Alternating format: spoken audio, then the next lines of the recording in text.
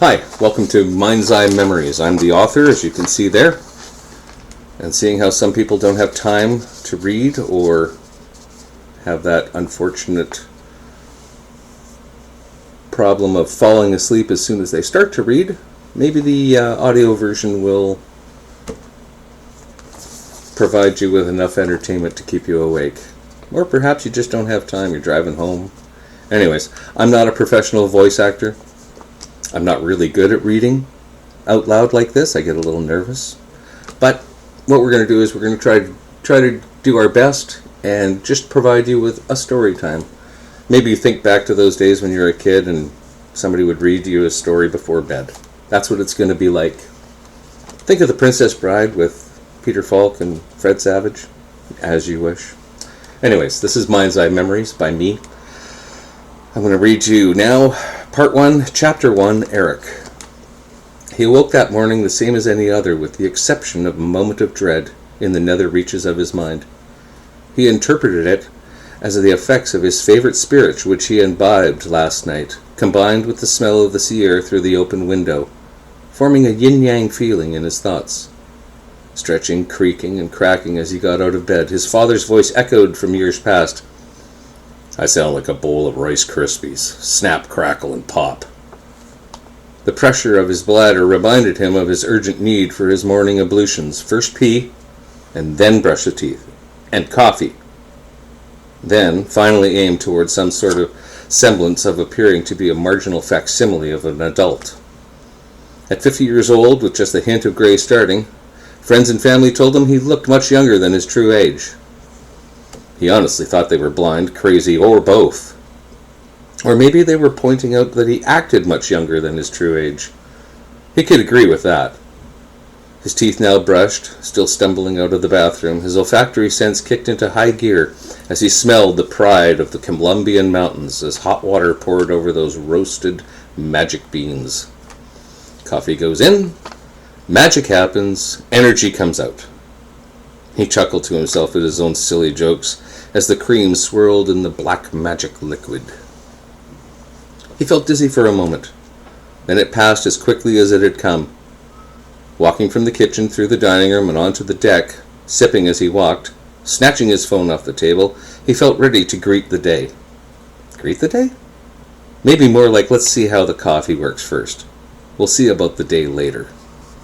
The sun shone down warm on his face, even though it wasn't that late in the day. Even the sea air seemed warmer than normal.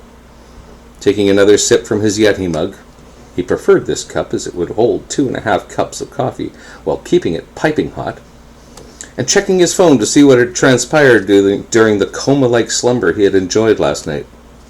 Wait a second here, he thought. That was one of the best sleeps I've ever had in a very long time. Odd. He must remember the specific combination of spirits, laughter, and reading material that had induced such a pleasant slumber. Then, just as suddenly as always, thoughts, images, and memories flashed up onto the marquee of his mind's eye. Aware that this was happening again, he just rolled with it. Sometimes these pictures, phrases, and occasionally smells or sounds would actually resonate so strongly within him that the roiling of emotions would evoke very strong feelings. Sometimes these words are images of the past events, and some more present. They all carried with them a multitude of emotions ranging from mild to strong, and occasionally debilitating. There was a time, while in the line to get a coffee, the tears suddenly streamed down his cheeks due to the loss of a family member. Even though he was next in line, he had to leave as the feeling grew stronger until, crouching in the fetal position in the bathroom, leaning over the toilet like he was going to throw up, deep sobs from his core came out like what he imagined the contractions of childbirth would be. All this because the face of his mother, gasping her last few breaths, had reached him from his subconscious into his waking mind. This time, however, this was different. His phone slipped from his hand while he reached out to put the coffee cup on the railing of the deck. It suddenly disappeared from view. In his ears was a rushing sound, almost like wind and water combined. No matter if he closed his eyes, blinked rapidly, or tried to gain focus on his hands, all he could see was a face. A face he did not recognize. Although this face was not quite defined, the eyes were, and they showed pure, unadulterated terror. A chill ran down his spine like someone poured a pitcher of ice water in a confined stream down his back. His skin prickled, hair stood on end as a wave of sensations washed over every millimeter of his skin. He now felt chilled in the warm sun and ocean breeze. Slowly, painfully slowly, these feelings, sights, and sounds repeated as they ebbed away from his conscious mind.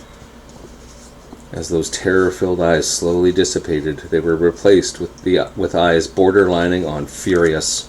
What the fuck, Eric?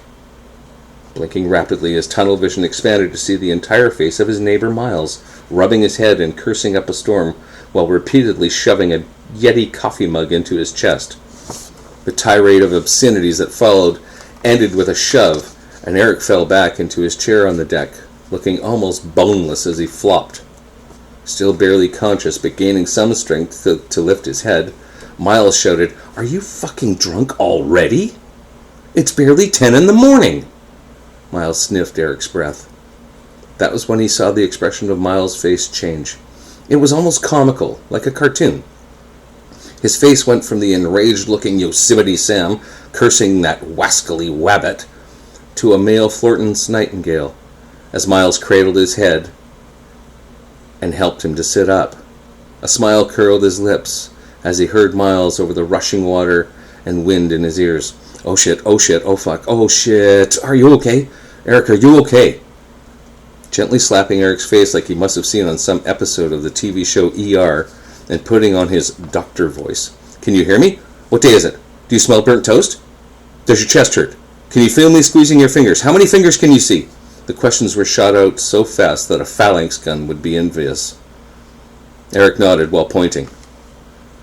Miles scanned the area, trying to see what he was pointing at. "Phone?" Eric shook his head. "Coffee?" Eric nodded like he was in a game show involving charades. Taking a sip. "Saturday," Eric rasped. Miles looked even more quizzical. "You asked me what day it was, remember?" Miles didn't know whether to be mad that he might have fallen for another one of Eric's childish pranks, or relieved that Eric's now seemed okay. "Stop fucking around, Eric. Are you okay?" "I am now, thank you." "What the hell was that, then?" Miles asked as his voice came down the vocal scale from soprano to baritone. Eric made up some half-assed excuse punctuated with a few syllogisms of his fairly well-known speech pattern to put his neighbor's mind at ease. The truth was, he was really and truly scared. Back in the kitchen after sitting on the deck chair for about 30 minutes, he filled his coffee mug, which proved to be a task. The mug leaned badly. Picking it up and surveying the bottom, being careful not to spill it on himself, Eric saw the dent and imagined that Miles had a similar crescent-shaped bump on his head. Chuckling a bit, he thought he would have to say he was sorry to Miles, in a significant way, as soon as possible. Opting to pour the coffee out and splash cold water on his face, Eric rested his forearms on the kitchen counter. The image of those terror-stricken eyes still haunted him, though. Each time they came back from memory, they weren't as clear, almost becoming misty or ghostly. "This is a new one," he mumbled to himself. These mind's-eye memories, or mems as he had called them in recent years, were never like this. They were always something or someone he knew, or something that he had experienced. But these eyes he saw were completely unfamiliar to him, and the mems were never, ever that strong. He could almost taste the terror. It was palpable. "A shower. You need a shower right now," he said, as he set his face like a flint in a mock show of bravado to grasp onto some semblance of courage or sanity. This had truly shaken him more than he knew. Once in the shower, after the water was adjusted, he grabbed his razor and began shaving as was his custom. While dragging the razor from just behind his left jaw, Between his ear and neck, the unmistakable prickle of pain he knew. Ah, shit, he cursed. Blood dripped, mixing with the water running down his chest. Looking further, he saw the blood mixing into the water as it spiraled down the drain. He could see the eyes again, those terror-stricken green eyes. The fear, no terror, crawled up his spine and into his brain like a spider. His nerves, the web it walked along. I'm going mad, he thought, as the spiral of blood slowly ebbed away. The eyes faded from view again, but the fear stayed. Shivering, he thought the shower had run cold. He quickly turned off the taps and got out. Grabbing a towel and wrapping it around himself, he hoped it would act as a talisman against whatever was attacking his mind. Quickly drying off and dressing, he grabbed his keys and phone and headed out. He had to talk to someone, and he knew just the person.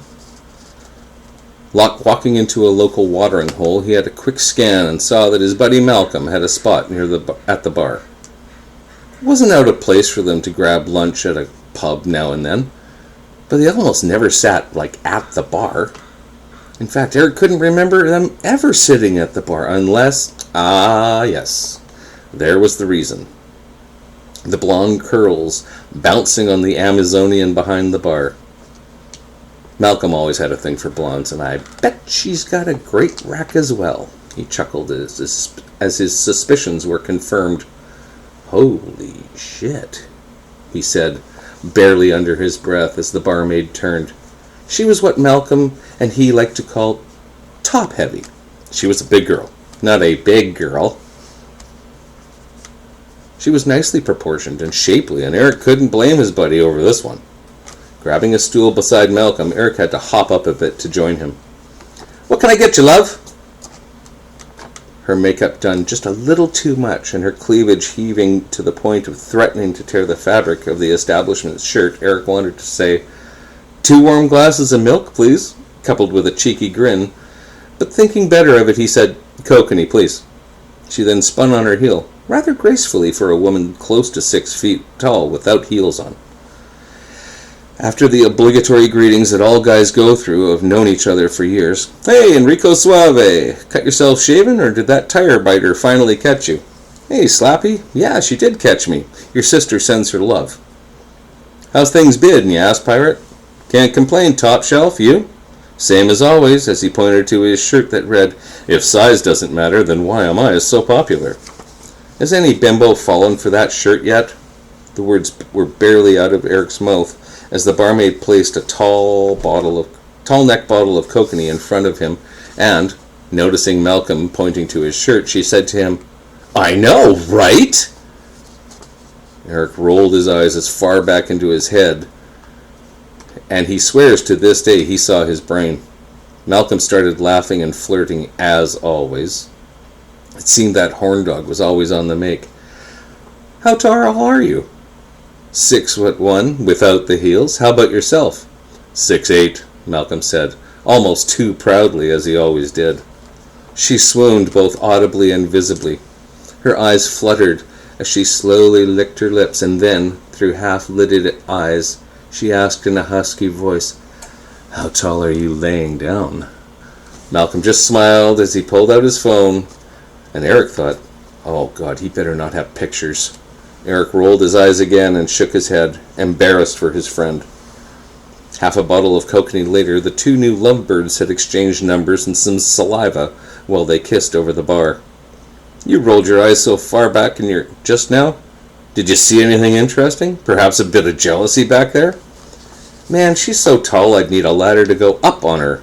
Bloody Amazonians, it'll be death by snoo-snoo, you realize. What a way to go, man. What a way to go. Her thighs will crack your head like a melon. I know. What a way to go. Draining the bottle and asking She-Ra, Lady Hulk, behind the bar for another, Eric turned to Malcolm. You know that thing that happens to me, the MEMS? Yeah, I always said that you needed to get that checked out. Why? You remember how it's mostly tame, except that one time? And it's always about people I know or places I've been? Yes, maybe get your hearing checked as well. I had one today. And made a psychiatrist appointment too? It scared me. Yeah, my friend. Yeah, my friend has a large hole in his marble bag. I'd be scared too if my marbles were falling out as fast as yours are. Malcolm then sipped his beer. No, Mal, I saw a pair of green eyes. Green eyes on a face that I don't recognize. The pure terror in them. I could taste the fear. I felt it. It was like hot and cold running water running through my veins. You always had a thing for green eyes, Eric. Eric shivered slightly as the next beer arrived. He upended the bottle and drained half of it in a few gulps. Then, placing the bottle down again, he felt that terror returning. Oh God, not here, not now, he thought as his mind plunged into the mem. The face was more formed now. It was definitely a woman. Her nose and mouth were discernible now. She was screaming. Oh God, she was screaming. Her voice, the rattle-your-teeth kind of pitch, echoed in Eric's ears. Quickly holding the sides of his head and closing his eyes, he bent over slightly as he stood up from the bar stool. Slowly it ebbed away. The sound, the images, but not the feeling. Eric was terrified right at that moment. Opening his eyes, he searched the bar, looking for some unseen danger that he might have missed earlier. His nerves were starting to fray at the seams. Brain freeze? You gulped that rather quickly. Eric shot Malcolm a look that made him lose his jovial expression. You're really serious, aren't you? You just had one, didn't you? Shit, Eric, sit down. Malcolm helped him back up onto the bar stool, holding his shoulder to keep him steady. Excuse me, Beth? Mal said in his oh-so-smooth voice. Eric wanted to vomit. In the midst of his friend's crisis, Malcolm was still on the make. Gigantor's little sister bounced up to them. While her hair and bust bounced a little longer than the rest of her, she said, Yes, Smoochie? Smoochie? What the fuck? Smoochie? They'd kissed once, and she'd already has a pet name for him? Shit. Houston, we have a problem here. Class 5 clinger spotted. My buddy needs another beer, and one for me too, sweetie. Oh God, sweetie. Seriously? He had to be joking. Malcolm turned to Eric, shook his shoulder, and looked him in the eye. Okay, good, I can see you. You are back now, right? Yeah, I'm back. The feeling's still lingering, though. Eric shivered as if on cue. The beers arrived just before he had to start explaining what had happened. He sipped the last of the first bottle and started on the next before Malcolm spoke. Tell me all of it again. Start with the first time up till now.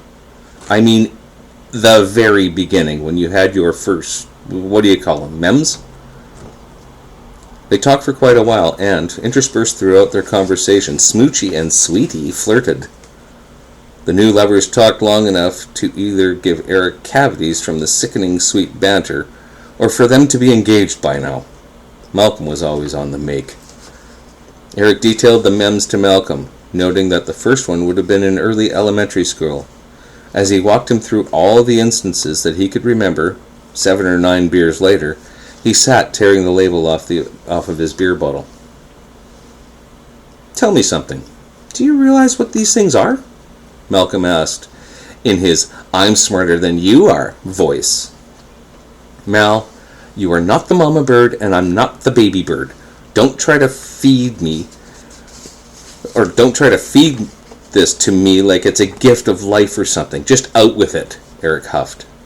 Dude, these mems, as you call them, are not exclusively memories. Yes, they become memories, but they have always had a preemptive aspect or quality to them. The one about your mum passing away, remember? That one that had you crying in the bathroom? Yeah, it was after, but it wasn't the first time you had that vision thingy or whatever the hell you call it. The first time was a week before. Do you remember telling me? He said matter-of-factly. When the last words were spoken, Eric just sat there, taking it all in, weighing each instance on its own merit, and then adding up the general tenure of the instances he could remember. That's when he felt his heart fall into his stomach. Could he be right? All of these instances always swirled around people he knew, mostly family members, but at the very least acquaintances. Can you tell me the winning lotto numbers next week? Malcolm smiled. He figured it out. Eric had to admit it begrudgingly. He was right. So who was this girl or woman with the green eyes? Mal, one catch. I don't know this girl or woman. The one with the green eyes. You did say these things were getting stronger, right? How so? When was the last time you had a mild one? Or even a medium one? Okay, yes, they're getting stronger. Point taken. If they're getting stronger in intensity to the point you are hearing more and feeling more, does it not stand to reason that this thing could start to encompass people or places you don't know? Bit of a stretch there, I'd say. Well, you tell me, who's this chick with the green eyes that is so terrified then? Point taken. Eric? Yeah, man. One bro to another. Lotto numbers? Oh, fuck off, Eric said, laughing as he playfully shoved him just as Gigantor's Sweetie Beth walked up and asked them if they needed another beer. The look on her face was shock as she turned on her heel and walked away. Malcolm and Eric laughed that much harder. Okay, this is installment number 1. That is chapter number 1 of part 1 of the first of the 9-book series of Mind's Eye Memories. Hope you enjoyed it. If you liked it, give me a like. If you want to hear the rest of the book, you might as well subscribe so that you get notifications. If not, well, maybe you'll come back and visit around chapter 4. I don't know. But until then, we'll see you next week. Thanks. Bye-bye.